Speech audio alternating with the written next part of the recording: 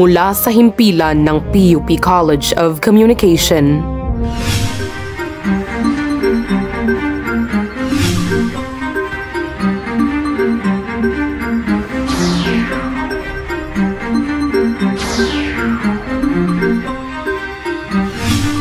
Parola Balita.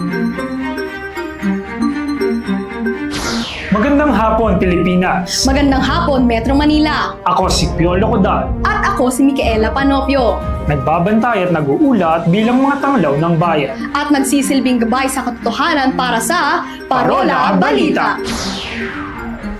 Maayos na pasahod, tampok na panawagan sa araw ng mga manggagawa. PITX o PTEX, dinagsa ng mga pasahero isang araw bago ang eleksyon. Aberya sa mga presinto ngayong eleksyon na itala sa Metro Manila. Special guided tour sa mga museo, libre nitong International Museum Day. Simulan natin ang balitaan sa mga kaganapan nitong Mayo 1. Maayos na pasahod, tampok na panawagan sa araw ng mga manggagawa. Narito ang buong ulat kay Regina Anyan. Dito sa kahabaan ng Recto Avenue, ang laksa-laksang hanay ng mga magagawa sa unang araw ng Mayo. Bitbit ng mga grupo ang panawagan para sa nakabubuhay na sahod at ang minumungkahing 1,200 nationwide minimum wage. Umaga pa lang ay inumpisahan na ng dalawang hanay sa Espanya Boulevard at Luwasang Bonifacio ang taunang marcha ng mga labor groups upang gunatiin ang araw ng paggawa. Ngunit pagdating sa Recto Avenue, tumambad sa mga relista ang makapal na hanay ng kapulisan. Kasama rin ang isang fire truck at mga barikada. Nang tangkang inilipat ang programa sa Mendiola, nagkagirian ng mga pulis at mga grupo. Tinangkapan ng mga grupo, kabilang si Jerome Adonis ng Kilusang Mayo 1 na alisin ng barikada. Dahil hindi nakalusot, itinuloy ang programa sa harap ng kapulisan. Binigyang diin ni Adonis Jerome at Luke Espiritu ng National Wage Coalition ang panawagan para sa maayos na sahod at ang pagbasura ng Regional Wage Board.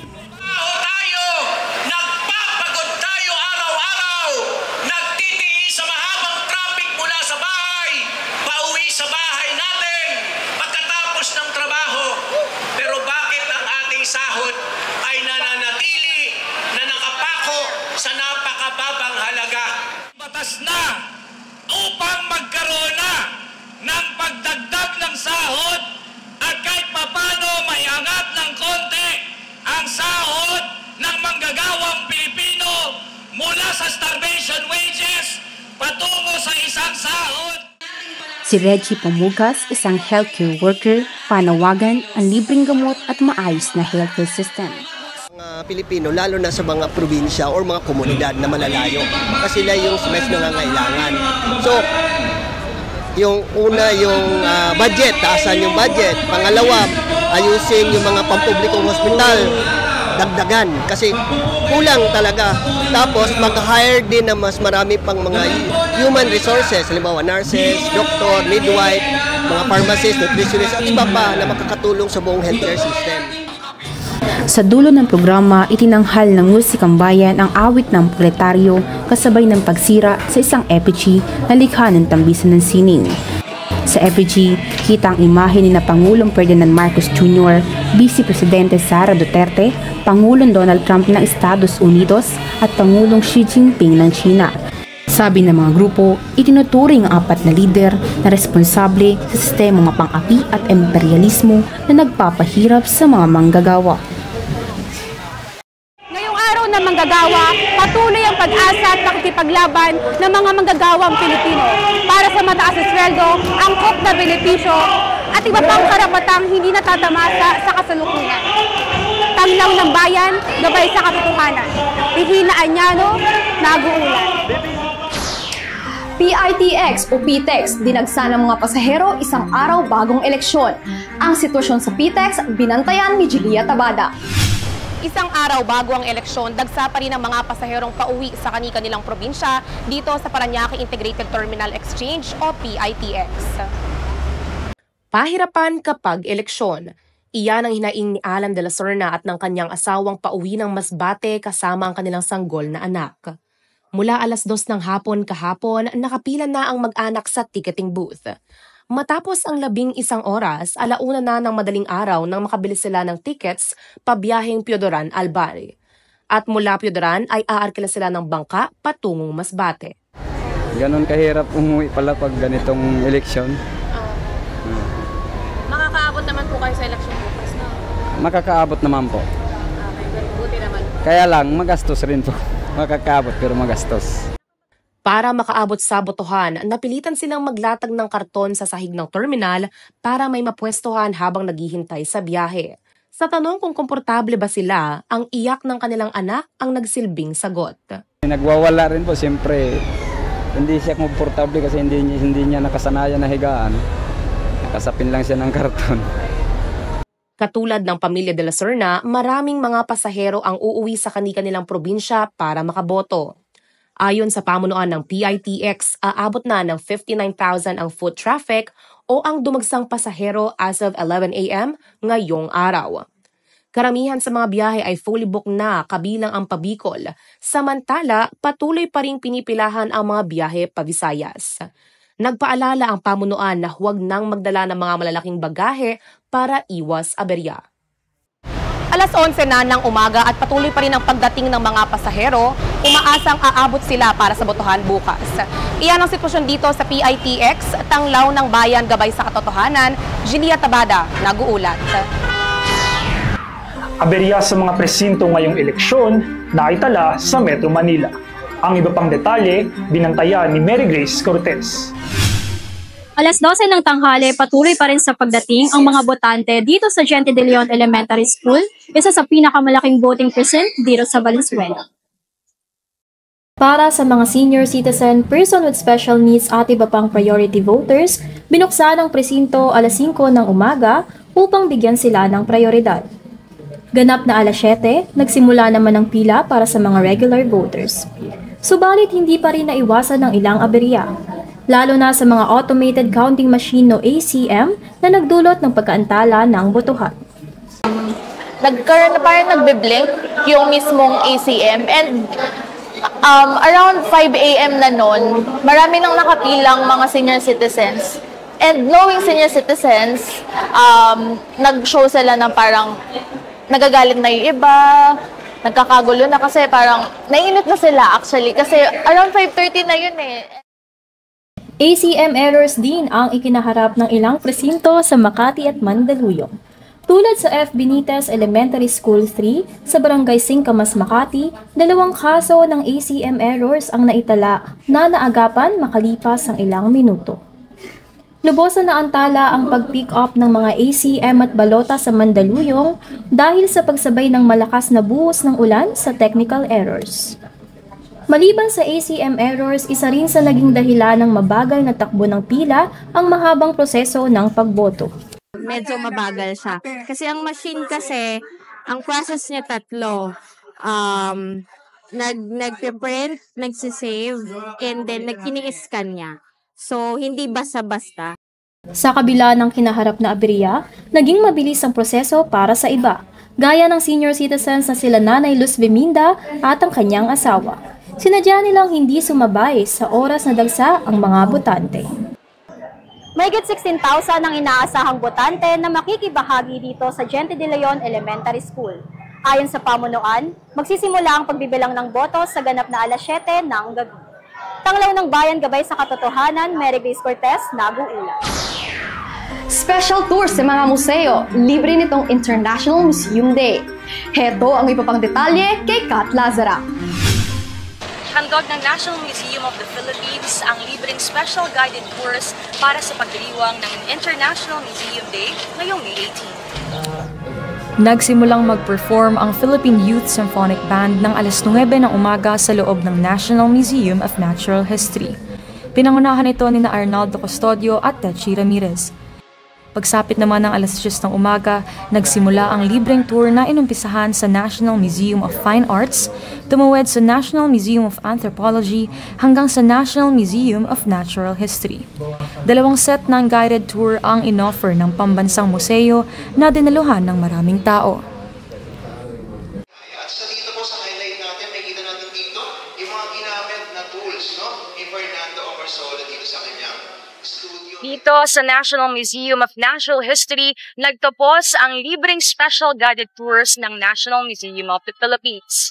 Ang programang ito ay naglalayong itampok ang kahalagahan ng mga nagbabagong komunidad sa pagbubog ng kinabukasan ng mga museo. Tanglaw ng Bayan, gabay sa katotohanan, Kat Lazara, nagbabalita. Susunod, Metro Manila Mayors na iproklama na. Mga nanalong senador at party list, kilalanin. Mga alagad ng media, kinandena ang pag-atake sa pamamahayag. Pulso ng masa tungkol sa bagong Santo Papa, alamin. At kauna-unahang Minsan Fest, pinilahan sa pagbabalik yan ng Parola Balita.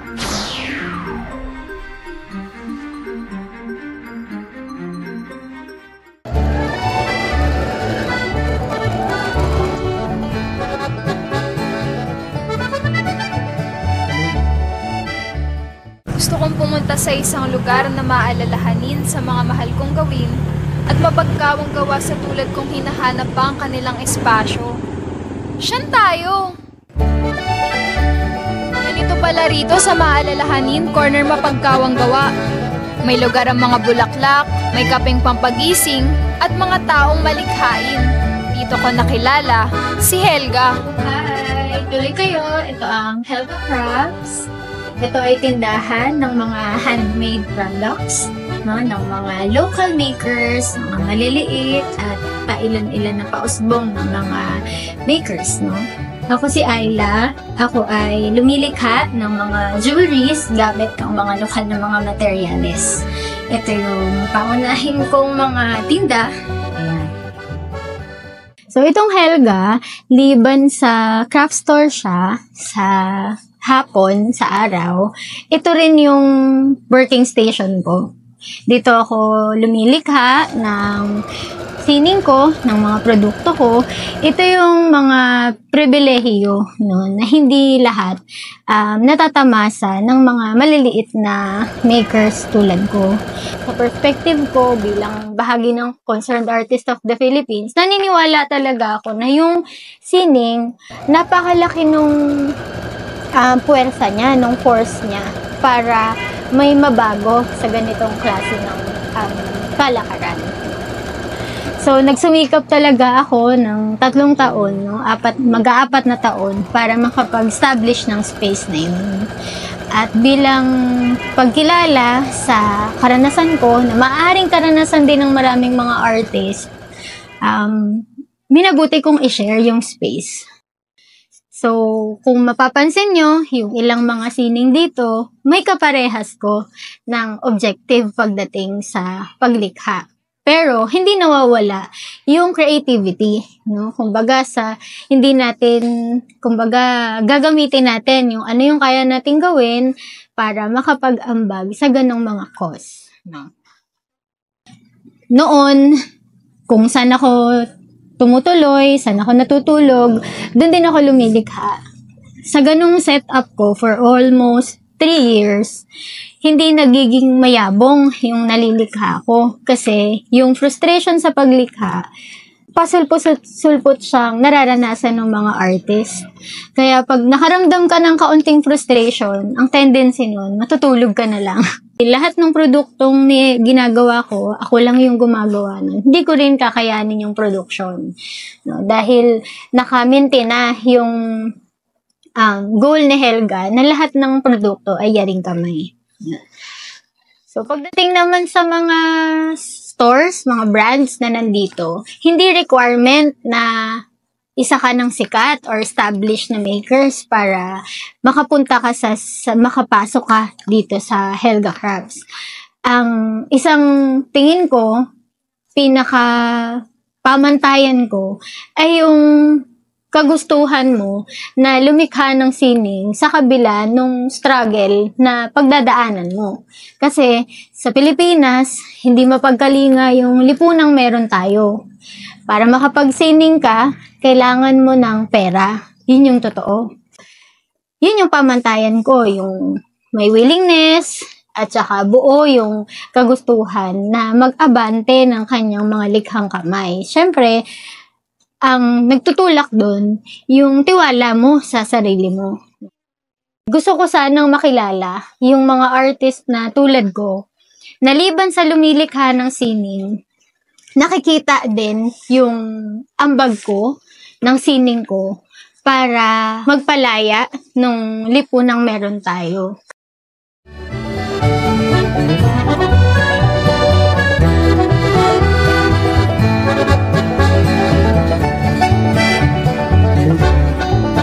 Saan tayo? Siyempre sa mga lugar na mapagpalaya.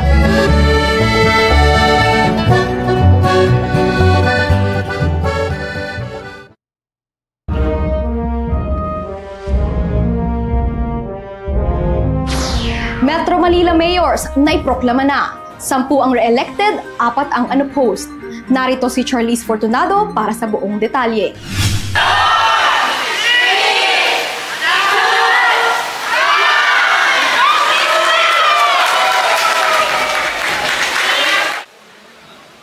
Alas 7 ng gabi, isinara ang mga voting center para sa midterm election sa Metro Manila, Lunes, Mayo 12.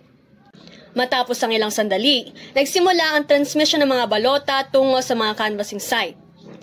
Matapos ang bilang ng boto, hinirang na alkalde ng Maynila si Isko Moreno sa ikalawang pagkakataon, matapos makapagdala ng malaking lamang laban kay incumbent Mayor Hani Lacuna at contender na si Sam Versosa.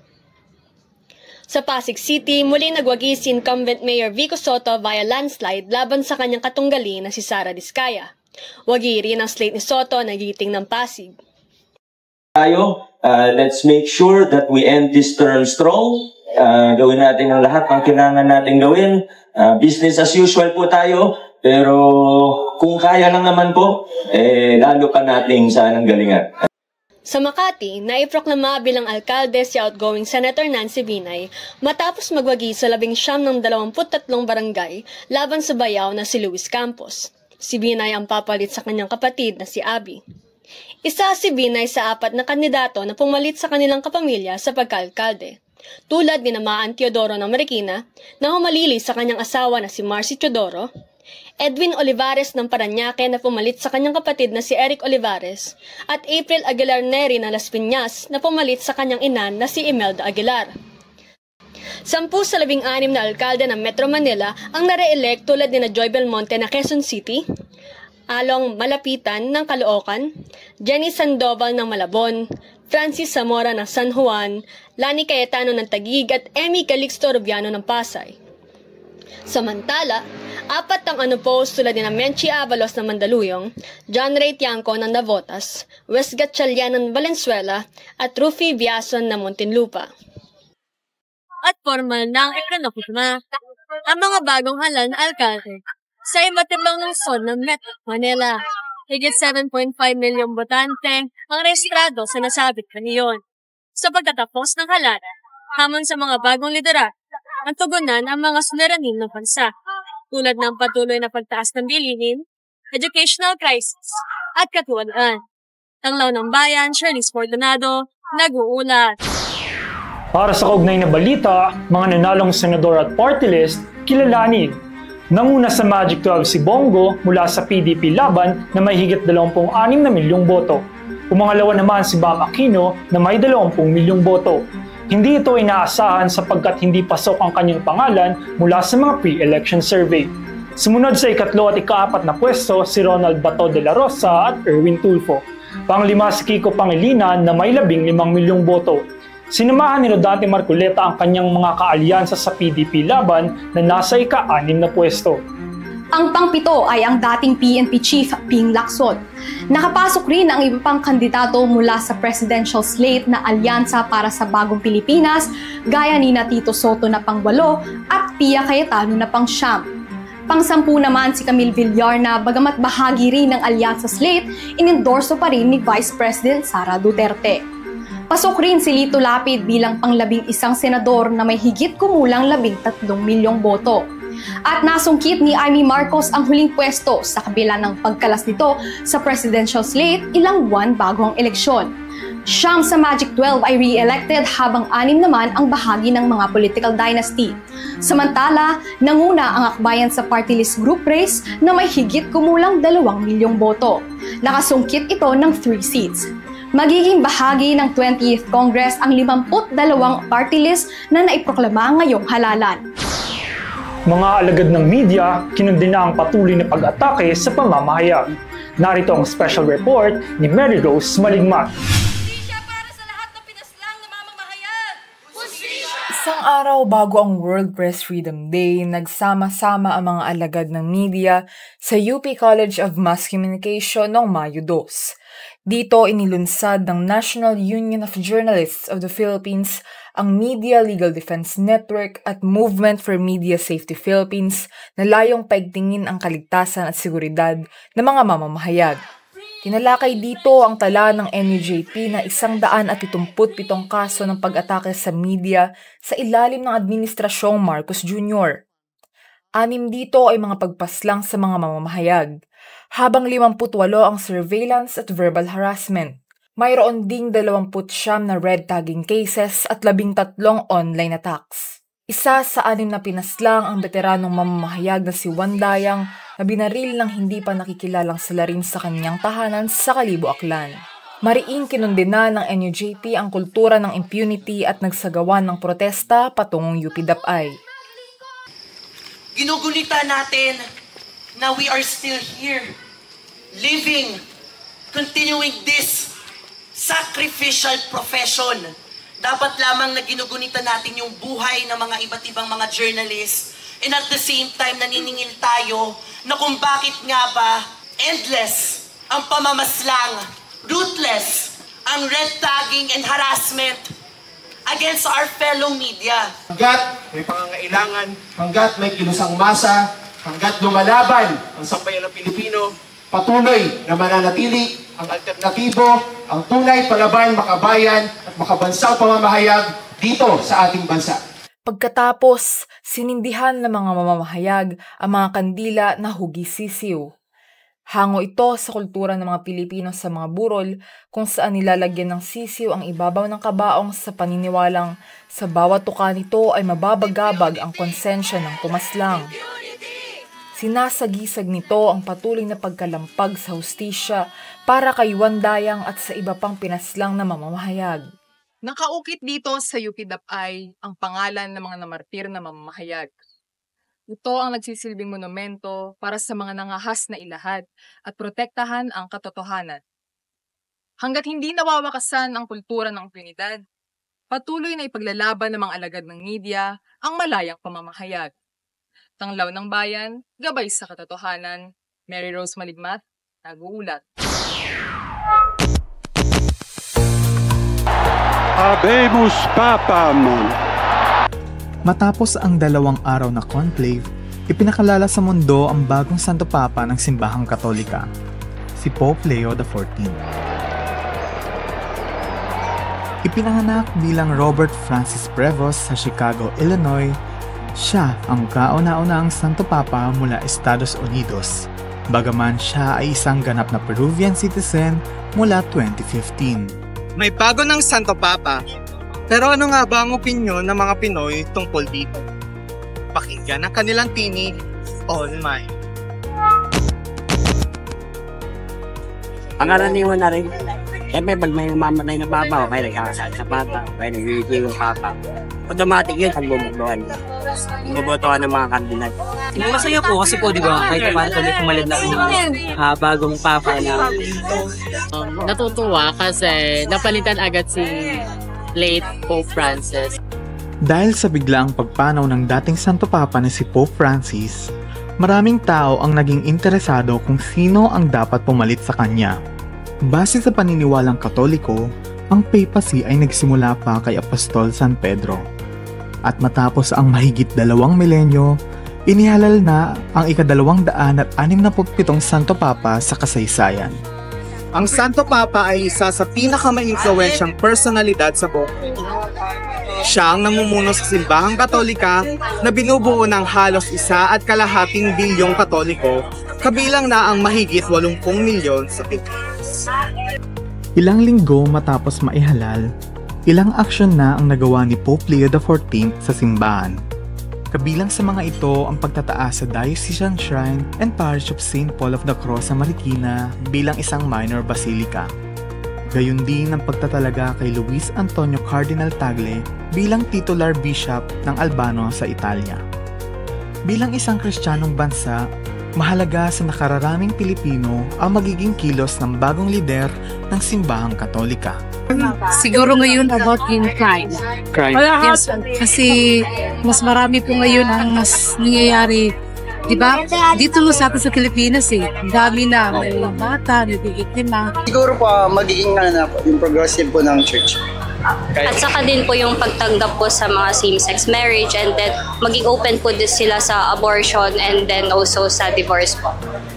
Since hindi po na-implement ng maayos yung ceasefire po doon sa Gaza, parang doon po dapat mag-focus sa core. And sana yung pahirapan din na matulungan din po yung mga bata doon sa mga mahirap sa Bagaman bagong halal pa lamang ang Santo Papa, umaasa na ang ilang Pilipinong Katoliko na magiging kaagapay nila ito sa mga usapin sa loob at labas ng simbahan.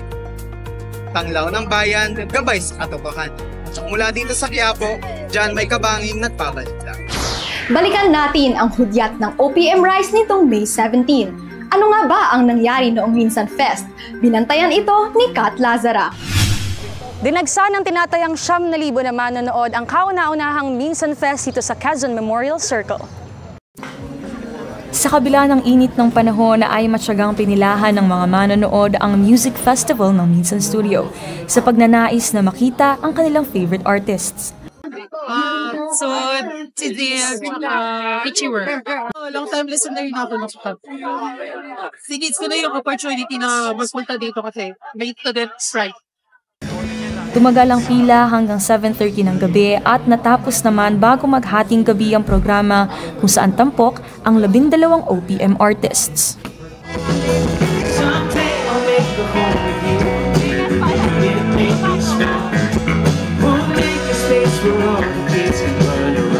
Nagsisilbing plataforma ang mga music festival na gaya nito sa patuloy na pag-promote ng ating mga local artists.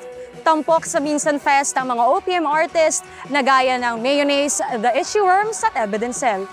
Tanglaw ng Bayan at gabay sa katotohanan, Kat Lazara nagbabalita.